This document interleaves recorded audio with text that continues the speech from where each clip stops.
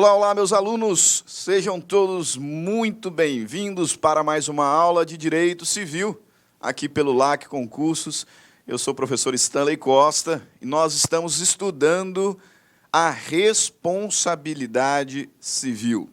Estamos na nossa quarta aula. Nas aulas anteriores falamos sobre conceito de responsabilidade civil, sobre a natureza jurídica, falamos sobre obrigação natural, também sobre classificação da responsabilidade jurídica, responsabilidade civil, criminal, responsabilidade contratual, extracontratual, objetiva, subjetiva, solidária, subsidiária e responsabilidade por atos lícitos. Perfeito. Agora nós damos sequência aos nossos estudos, trabalhando um dos temas, se não o tema mais importante dentro dessa matéria, que é o tema dos elementos essenciais da responsabilidade. Por isso, inclusive, eu já adianto, essa é uma parte da matéria muito importante e é uma parte também um pouco mais extensa. De modo que nós vamos dividir o estudo dos elementos da responsabilidade civil em alguns blocos. Nesse primeiro bloco, falaremos sobre a introdução aos elementos da responsabilidade civil e trataremos o primeiro deles, que é a conduta.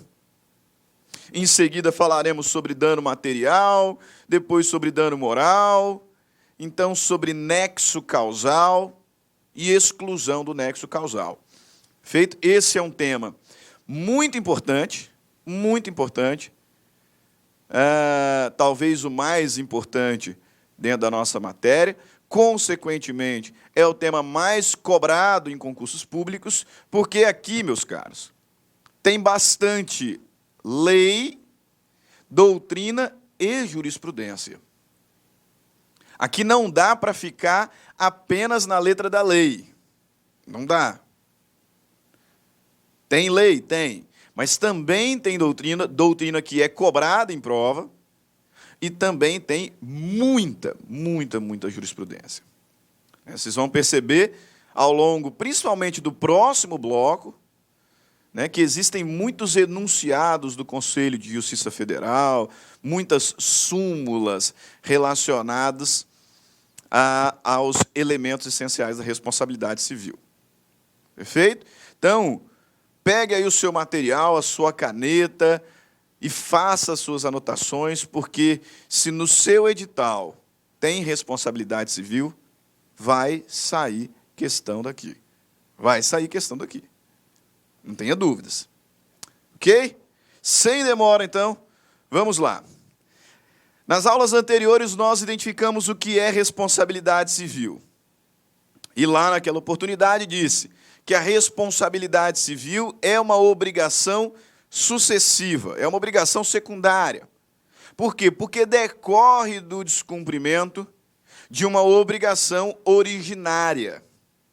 A responsabilidade, eu disse, é um dever sucessivo, pois decorre do descumprimento de um dever originário. Por isso, muito comum afirmarmos que a responsabilidade é consequência do inadimplemento. Só que existem alguns elementos que são indispensáveis para a configuração da responsabilidade civil. Independentemente da espécie, alguns elementos são indispensáveis para configurar a responsabilidade civil.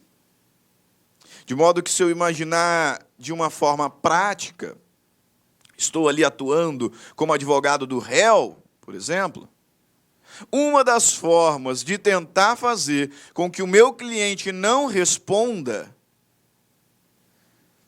é batendo nesses elementos, tentando afastar algum desses elementos. Porque se eu afastar algum deles, consequentemente não terá responsabilidade civil. São elementos, pois, essenciais. Elementos que devem estar cumulativamente presentes, para que determinada pessoa seja, então, responsabilizada civilmente. Quais são os elementos constitutivos, quais são os elementos essenciais da responsabilidade civil, professor? Está aqui na sua tela. São elementos essenciais da responsabilidade civil: a conduta humana, primeiro deles, o dano ou prejuízo, o nexo de causalidade, também chamado de relação de causalidade, e a culpa lato sensu. Mas você observa que aqui nós temos uma interrogação, e eu já explico o porquê dessa interrogação. De qualquer forma, aqui nós temos os elementos essenciais da responsabilidade civil. O indivíduo só responderá civilmente, então só será obrigado, por exemplo, a pagar uma indenização, se ali ficar demonstrado a conduta desse indivíduo que pode ser responsabilizado, o dano, e um dano decorrente da conduta. Então, uma relação de causalidade entre essa conduta e o dano. E a culpa, que já já eu me refiro a ela. De onde nós extraímos, professor, essa regra? De onde que nós extraímos a identificação desses elementos? Artigo 186 do Código Civil. Na aula passada, eu disse que o artigo 186 é fundamento da responsabilidade civil extracontratual, de fato. Só que para esse fim, qual? O fim de identificar quais são os elementos da responsabilidade, o artigo 186 serve tanto para a responsabilidade extracontratual quanto para a responsabilidade contratual. É no artigo 186 que identificamos quais são os elementos essenciais da responsabilidade civil. Por quê? Porque esse artigo ele me diz o seguinte: aquele que por ação ou omissão, voluntária, negligência, imprudência, violar direito e causar dano a outrem, ainda que exclusivamente moral, comete ato ilícito. E o artigo 927 me diz que quem comete ato ilícito está obrigado a reparar. Mas agora, observe de uma forma mais detida esse artigo. Aquele que, por ação ou omissão, então, olha a conduta aqui, ó. Primeiro elemento. Aquele que, por ação ou omissão, voluntária, negligência ou imprudência, olha a culpa. Culpa lato sensu. Violar direito e causar dano a outrem, ainda que exclusivamente moral, comete ato ilícito. Aquele que por ação ou omissão, conduta humana, voluntária, negligência, imprudência, elemento culpa, violar direito e causar dano a outrem, elemento dano ou prejuízo, ainda que exclusivamente moral, comete ato ilícito. Onde que entra a relação de causalidade, professor? Na ideia de que eu sou responsável pelo dano decorrente da minha conduta. Então, existe a necessidade de uma relação de causa e efeito entre o quê? Entre conduta e dano. Essa ação ou omissão é que tem que ter causado esse dano, para que o indivíduo, então, seja responsabilizado. Isso nós chamamos de relação de causalidade. Nexo causal. Se você bateu na frente do meu carro, e me causou dano na frente do carro. Eu não tenho como cobrar de você indenização pelo amassado na frente do carro e um outro dano na parte de trás do carro que já tem ali algum tempo. Não. Eu tenho como te cobrar a indenização pelo amassado da frente do carro, que foi consequência da sua conduta. Então, a sua ação e esse dano da frente do carro tem nexo causal. Você indeniza. Agora, a sua ação não causou o dano que está lá atrás, então você não indeniza. Perfeito? Então, muito embora o legislador não fale expressamente da relação de causalidade, tenho dúvida alguma que ela está também no artigo 186. Ok? Esses são os elementos essenciais da responsabilidade civil. Agora, professor, diga aí por que dessa interrogação na culpa. Pelo seguinte, a doutrina brasileira, ela é muito dividida nessa parte da matéria. Aqui não tem nem como eu falar qual é a corrente majoritária, não, porque a divisão é bem equilibrada e eu tenho nomes fortes nos dois lados. Do que, professor? Existem doutrinadores, ótimos doutrinadores, célebres, que afirmam que são elementos da responsabilidade: conduta, dano, nexo causal e culpa. E existem outros doutrinadores, também nomes fortíssimos, célebres doutrinadores, que afirmam que são elementos da responsabilidade civil: conduta, dano e nexo causal. A culpa não. Percebeu por que eu coloquei a interrogação? Porque não é todo doutrinador que reconhece a culpa como sendo um elemento essencial da responsabilidade civil. E sabe por quê que esses doutrinadores, alguns doutrinadores não reconhecem? Porque na aula passada nós falamos sobre uma tal de responsabilidade objetiva. Você se lembra o que é responsabilidade objetiva? Você se lembra qual é a diferença entre responsabilidade subjetiva e objetiva? A responsabilidade subjetiva é aquela que depende de comprovação do dolo ou culpa. Então, nos casos de responsabilidade civil subjetiva, é necessário que se demonstre a conduta, o dano, o nexo causal e a culpa. Agora, no contexto da responsabilidade objetiva, que é aquela que independe de comprovação de dolo ou culpa, basta a demonstração da conduta, do dano e do nexo causal. E como nós temos vários casos de responsabilidade objetiva previstas no Código Civil e fora dele, há uma parte da doutrina com a qual eu concordo, confesso, com a qual eu concordo, que vão dizer o quê? Que a culpa é um elemento acidental. Que a culpa é um elemento acidental. Por quê? Porque não é sempre que a responsabilidade depende de comprovação de culpa.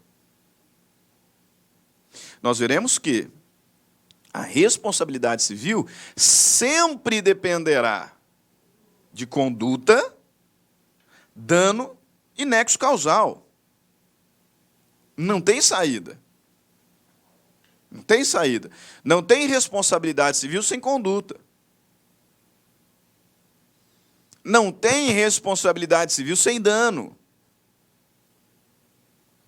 E não tem responsabilidade civil sem nexo causal. Então, esses três, sim, são elementos essenciais. São pressupostos de existência. Agora, existe responsabilidade sem culpa? Existe. A responsabilidade civil objetiva. Que já não é mais uma simples exceção, né? Porque nós temos vários casos. Vários casos. De fato, a responsabilidade subjetiva ainda é a regra. Ainda é a regra. E como o artigo 186 é uma cláusula geral, então ele está me dizendo sobre a regra. E a responsabilidade subjetiva, eu dizia, ainda é a regra. Só que nós temos muitos casos de responsabilidade civil objetiva.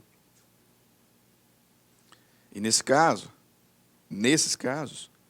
não há a necessidade de demonstração, de comprovação do dolo ou culpa.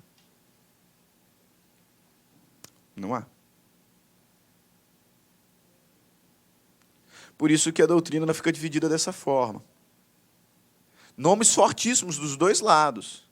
Veja bem, doutrinadores que consideram a culpa como elemento essencial.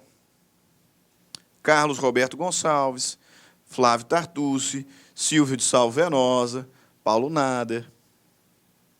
Doutrinadores que não reconhecem a culpa como elemento essencial, mas sim como elemento acidental. Pablo Stouze, Rodolfo Pamplona, Maria Helena Diniz, Sérgio Cavalieri Filho, Luciano Figueiredo, Roberto Figueiredo.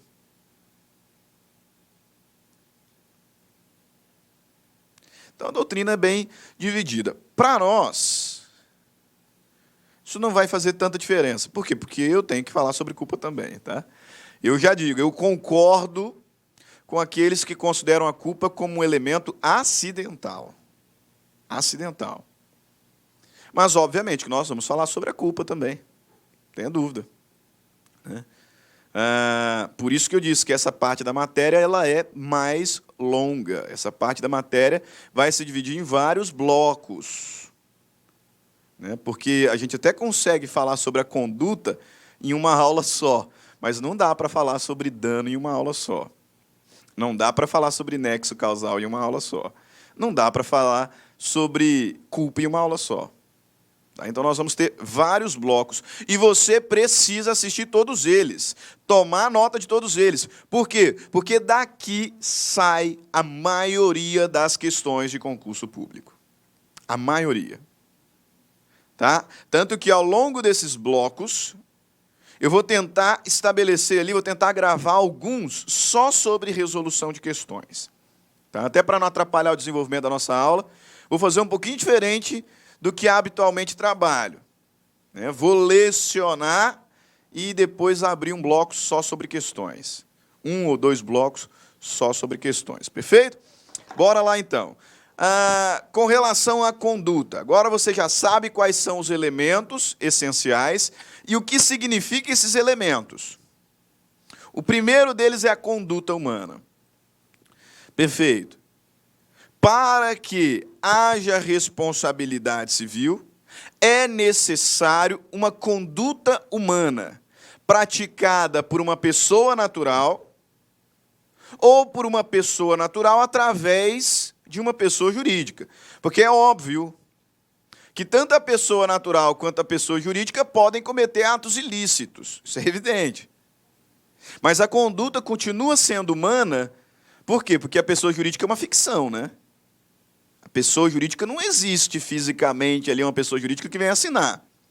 Então, o ato ilícito e, consequentemente, a responsabilidade civil depende, primeiro, de uma conduta humana, praticada por uma pessoa natural ou por pessoas naturais através de uma pessoa jurídica. Primeiro destaque que eu quero que você faça aqui nesse sentido. Se a conduta humana é o primeiro requisito essencial da responsabilidade civil, fatos naturais que causam dano podem ensejar a responsabilidade civil? Obviamente que não. Obviamente que não. Eu não tenho dúvida nenhuma de que fatos naturais causam dano. Causam dano. Sim, uma chuva torrencial, um tsunami, um terremoto. Causam danos? Sim. danos decorrentes desses fatos, então tem nexo causal? Tem. Aí veja bem, eu tenho dano, tenho nexo causal, mas não tenho conduta humana. Então não dá responsabilidade civil. Não há que se falar em indenização. Fatos naturais. E aí eu peço a atenção dos senhores com relação ao outro nome dos fatos naturais, né? Aqui, ó, fatos naturais. Ainda que os fatos naturais possam causar danos, deles não decorre responsabilidade. Só que eu quero que vocês fiquem espertos com relação ao outro nome, né, dos fatos naturais, que é o quê? Fato jurídico. Fato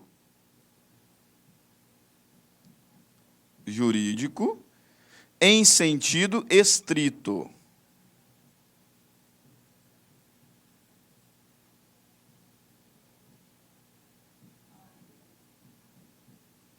Em sentido estrito. Tá? Os fatos naturais também são chamados de fato jurídico em sentido estrito. Fatos jurídicos em sentido estrito. E aí você grava para uma prova. Fato jurídico em sentido estrito, fato natural, não causa responsabilidade civil. Não gera responsabilidade civil. Perfeito? Por quê? Porque o primeiro requisito essencial da responsabilidade civil é a conduta humana. É a conduta humana. Beleza? Show de bola. Sobre a conduta humana, o artigo 186 deixa bem claro para nós que essa conduta humana pode ser, eu disse pode ser, comissiva ou omissiva. Então, essa conduta pode ser uma ação ou uma omissão. Tá? Cuidado, não é apenas a ação humana que configura ato ilícito e, portanto, que causa responsabilidade civil. Senão, a omissão também pode gerar responsabilidade civil. Perfeito? Então, essa conduta humana pode ser uma conduta positiva, e aí, por conduta positiva, entenda, né, que ela que se configura numa ação. Né, uma conduta positiva ou comissiva, uma ação que gera dano. Indivíduo embriagado assume o carro, sai dirigindo de forma imprudente e bate contra o meu. A ação, dano, nexo causal, responsabilidade civil.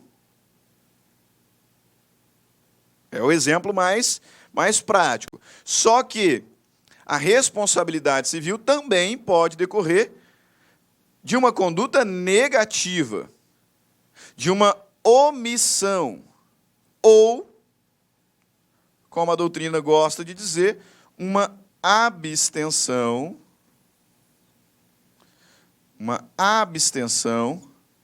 juridicamente relevante. Uma abstenção juridicamente relevante. Responsabilidade decorrente da omissão. E aí, como exemplo, eu cito o caso da enfermeira. Da enfermeira que, por desídia, deixa de ministrar ao paciente aqueles remédios, aqueles medicamentos que são essenciais para o seu tratamento. E aí, em decorrência desse deixar de agir, dessa abstenção, dessa omissão, o paciente sofre danos. Ela será responsabilizada civilmente, porque deixou de fazer algo. Essa conduta pode ser positiva ou negativa. Ainda sobre a conduta. E aqui um ponto bastante importante. Ainda sobre a conduta. A responsabilidade civil pode ser direta ou indireta. Como assim, professor? Regra geral, o indivíduo responde pelos seus próprios atos. Então, se eu, agindo ou deixando de agir, te causo danos, eu serei responsabilizado. Responsabilizado pelos meus atos, pela minha conduta. Isso nós chamamos de responsabilidade civil direta ou simples, que é aquela responsabilidade por atos próprios. Responsabilidade por atos próprios. Perfeito? Por conduta praticada pela própria pessoa, que terá o dever de reparar. Regra geral, a responsabilidade ela é direta. Excepcionalmente, o Código Civil reconhece algumas situações de responsabilidade por atos de terceiros ou por fato da coisa. E isso nós chamamos de responsabilidade indireta, ou responsabilidade complexa, que é a responsabilidade decorrente de atos de terceiro. Ou por fato da coisa. Isso nós chamamos de responsabilidade indireta. Ok? Então, tanto uma conduta positiva quanto uma negativa pode ensejar responsabilidade civil e, em regra, o indivíduo responde por atos próprios. Excepcionalmente, alguns indivíduos respondem por atos de terceiros. Perfeito? Show de bola? Exemplos de responsabilidade civil indireta. Agora vamos para a lei. Artigos que caem bastante em provas. Abra aí o seu código, destaque. São artigos que você precisa fazer a leitura, né? Porque geralmente cai letra da lei na prova. E esses costumam aparecer. Primeiro, artigo 932. São também responsáveis pela reparação civil os pais pelos filhos menores que estiverem sob sua autoridade e em sua companhia. 2. O tutor e o curador pelos pupilos e curatelados, que se acharem nas mesmas condições. 3. O empregador ou comitente por seus empregados, serviçais e prepostos, no exercício do trabalho que lhes competir, ou em razão dele.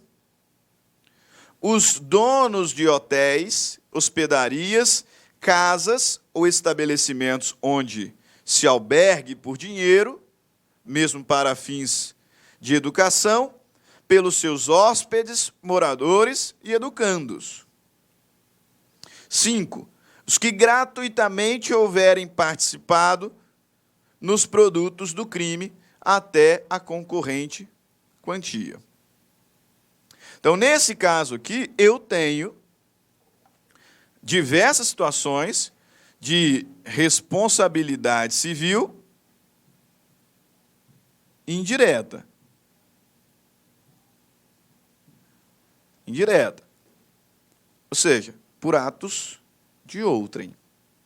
Os pais respondem pelos atos dos filhos, o empregador responde pelos atos do empregado durante o serviço, né, os donos de hotéis pelos seus hóspedes, e assim sucessivamente. Ok? Responsabilidade indireta.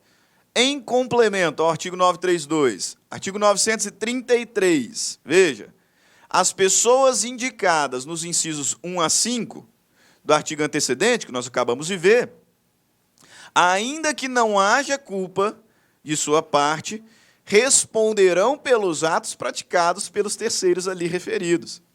Aí olha só que curioso. Aqui eu estou diante de uma responsabilidade civil indireta, porque é responsabilidade por ato de terceiro, e essa responsabilidade indireta, meus caros, ainda é objetiva.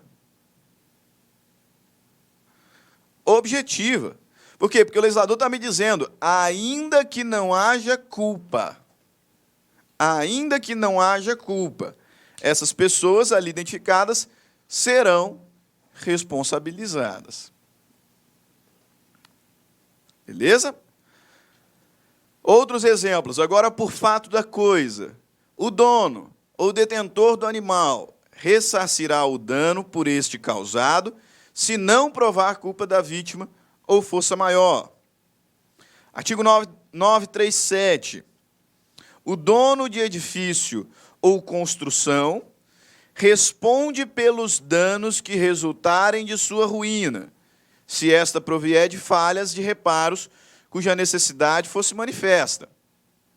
Ainda que o indivíduo não tenha ido lá e gerado a ruína do prédio causando dano a outrem. O fato de você ser dono, você responde. Então, responsabilidade por fato da coisa. 938. Aquele que habitar prédio ou parte dele responde pelo dano proveniente das coisas que dele caírem ou forem lançadas em lugar indevido. Não interessa se você pegou o vasinho de planta e jogou ele pela janela, acertando assim a pessoa que estava lá embaixo e causando dano. Se esse vaso caiu da sua janela, você será responsabilizado. Né? Você será responsabilizado. Ok? Responsabilidade por fato da coisa. Então, não perca. Não perca aqui o desenvolvimento da nossa aula. Primeiro, é necessário uma conduta humana, fato natural, não configura responsabilidade civil. Essa conduta humana pode ser positiva ou negativa. Terceiro, regra geral, responde-se por atos próprios. Excepcionalmente, vários cenários, acabamos de ver alguns, é possível que o indivíduo seja responsabilizado por ato de terceiro ou por fato da coisa. E para fechar o estudo da conduta, há algum tempo atrás, falava-se que a responsabilidade civil decorria necessariamente de uma conduta ilícita.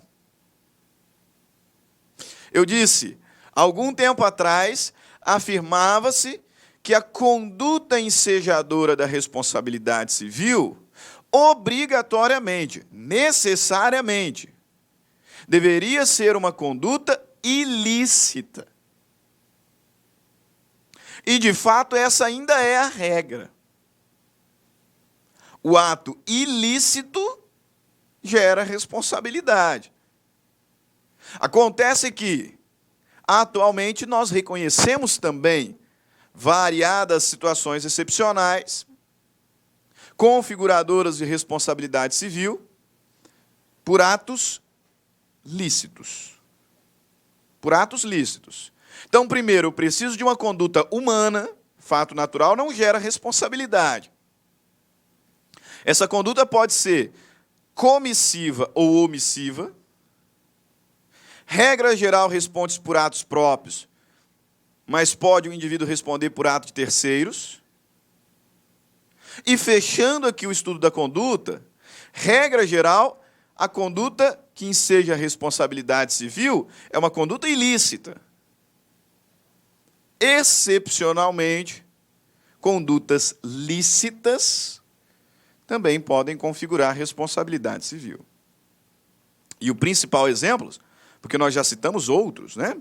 Mas o principal exemplo é, sem dúvida alguma, o dano causado em decorrência de um estado de necessidade. Citei, inclusive, em bloco anterior. Está pegando fogo aqui, e para escapar do fogo, eu quebro a janela do vizinho, entro na casa dele, arrombo a porta para conseguir sair. Eu cometi um ato ilícito? Não, eu não cometi um ato ilícito. Não cometi. Porque esses danos que causei, eu causei em estado de necessidade. E o estado de necessidade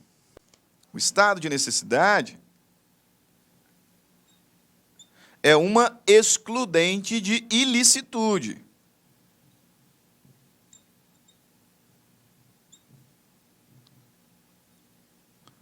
É uma excludente de ilicitude. Então, eu não cometi um ato ilícito. Porque os danos que eu causei em estado de necessidade. Perfeito. Agora, muito embora não tenha cometido nenhum ato ilícito, se aquele que sofreu prejuízo em razão da minha conduta não tiver causado o estado de necessidade, eu terei que indenizá-lo. Captou? Se a pessoa que sofreu o prejuízo, no meu exemplo, o meu vizinho, porque eu quebrei a janela dele e arrombei a porta.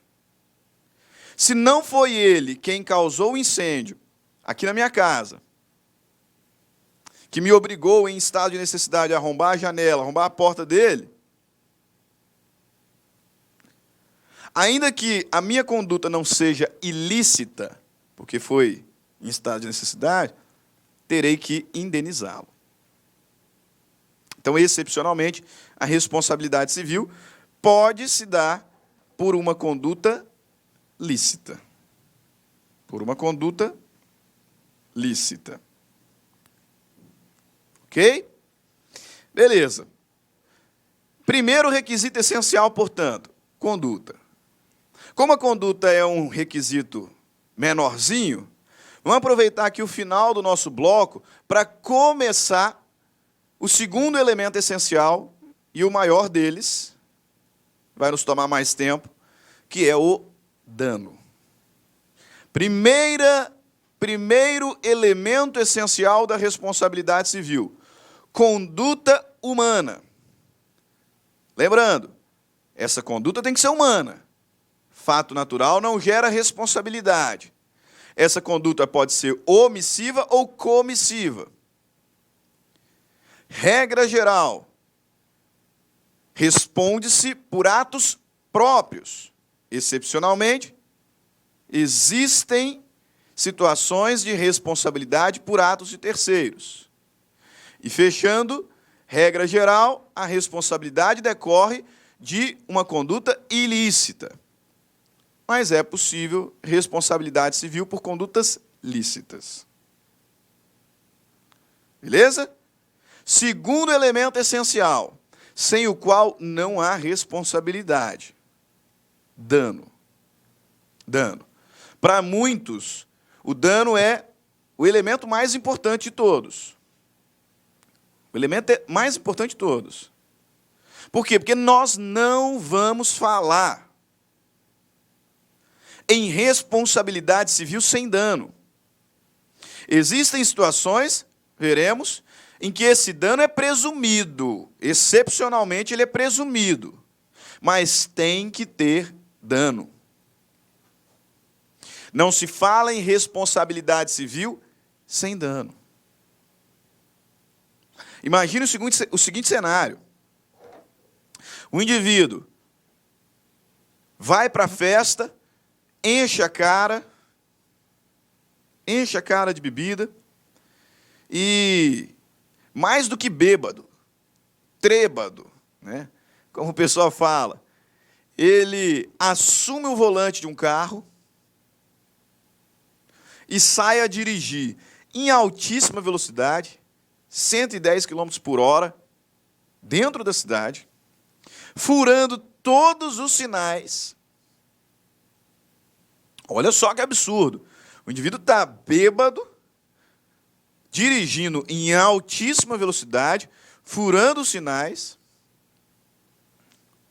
só que ele chega ao seu destino, ele chega à sua casa, são e salvo, sem ter batido em nada, em ninguém, portanto, sem ter causado nenhum dano.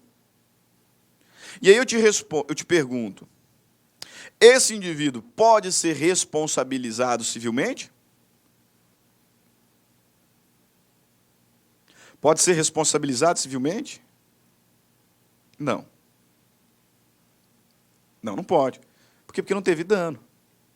Nossa, mas professor, ele saiu embriagado. Ele estava em altíssima velocidade dentro da cidade. Furou todos os sinais vermelhos. E ele não pode ser responsabilizado civilmente?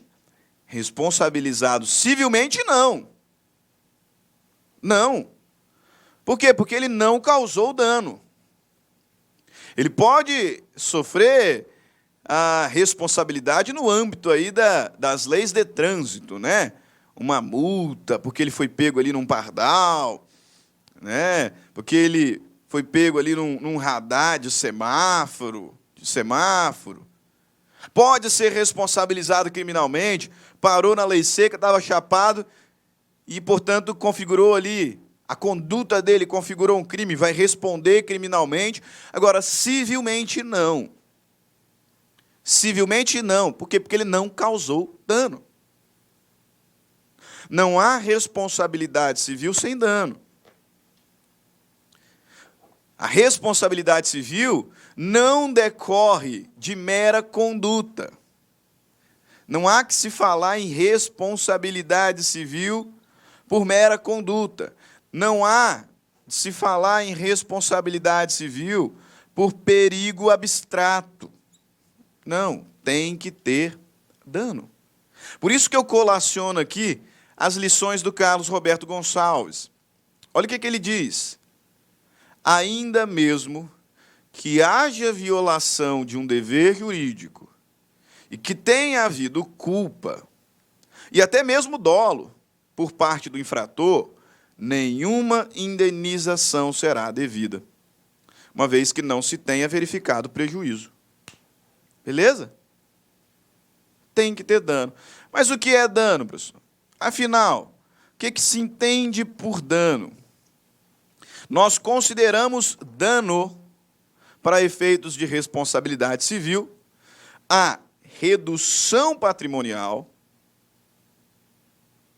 ou a lesão a interesse extrapatrimonial.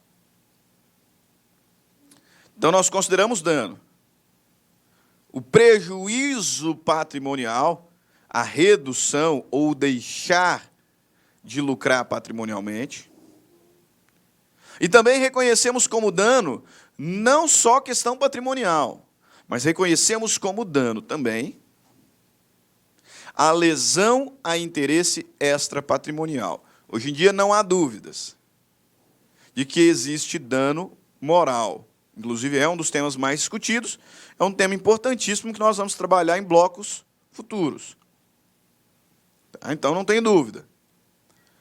Tanto a redução patrimonial quanto a lesão a interesse extrapatrimonial são considerados danos. Agora, para o dano ser indenizável, preciso de 3 características. Não é qualquer dano que será indenizado.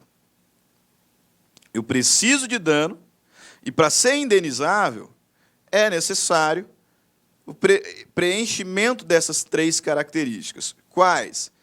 Primeira característica, que esse dano tenha decorrido de uma violação de um interesse jurídico, patrimonial ou extrapatrimonial. Uma violação. O dano indenizável exige conduta humana. Então, é necessário que esse dano decorra de uma agressão a um interesse jurídico, patrimonial ou extrapatrimonial. É necessário que ele decorra de uma violação de um interesse jurídico, patrimonial ou extrapatrimonial. Dano decorrente de fato natural não se indeniza. Segundo, certeza do dano.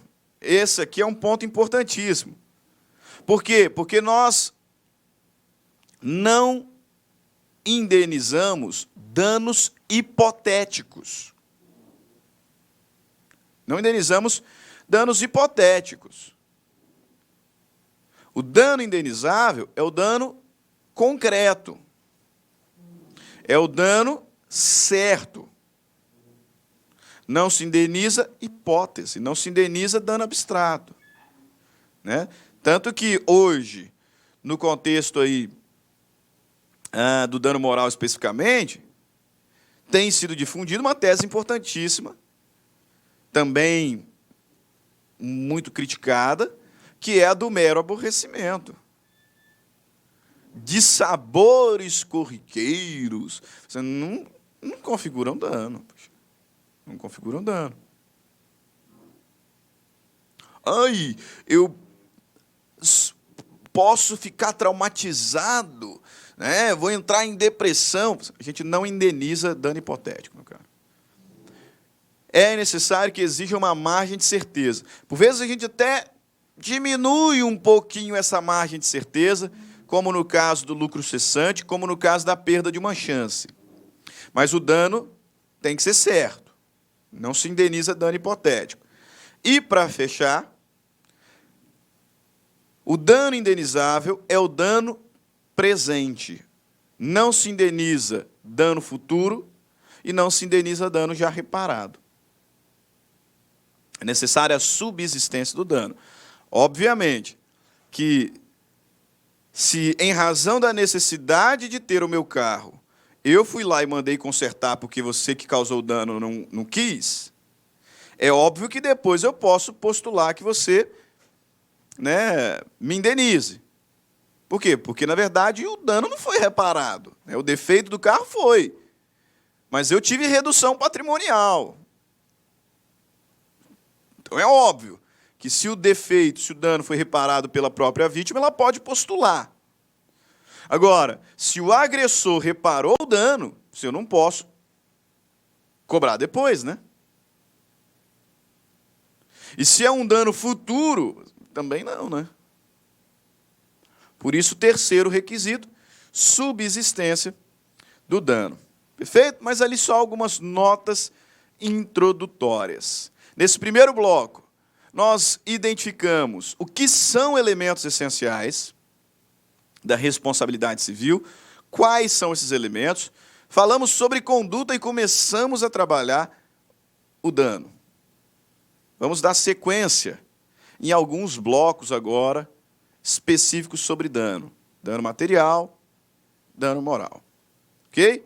Por enquanto, é só, mas volte rapidamente, porque nós temos muito estudo pela frente. Vá lá, tome uma aguinha, um café, dê uma espreguiçada, volte com tudo, porque nós temos que continuar os estudos sobre os elementos essenciais da responsabilidade civil. Até daqui a pouco. Tchau, tchau. Clique lá.